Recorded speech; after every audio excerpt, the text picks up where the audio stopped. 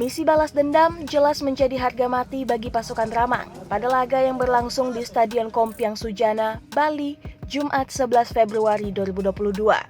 PSM diprediksi bakal main terbuka untuk mengejar kemenangan.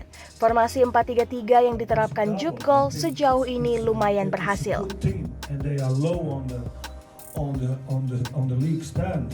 Dari 5 laga yang dilakoni, pelatih Belanda itu sukses meraih 8 poin termasuk 1 poin saat melawan Bali United.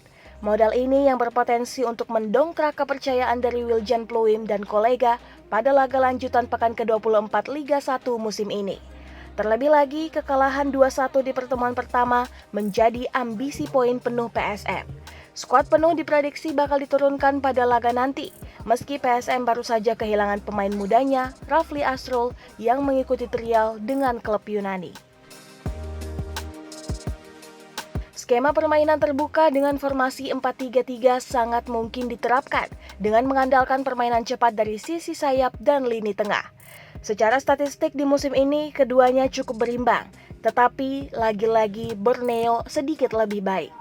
Tim besutan Fahri Husaini itu kini duduk di peringkat 6 klasemen sementara dengan koleksi 34 poin lewat 23 pertandingan. Capaian itu tentu lebih baik dari PSM yang hanya bertengger di posisi 10 dengan koleksi 28 poin dari 22 pertandingan. Pengamat sepak bola Asegaf Razak menilai potensi main terbuka sangat mungkin diterapkan.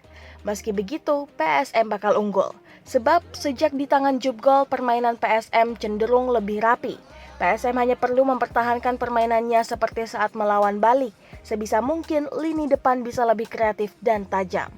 Meski begitu, Borneo juga harus diwaspadai. Sebab mereka sedang dalam motivasi tinggi menembus 5 besar klasemen sementara Liga 1 musim ini.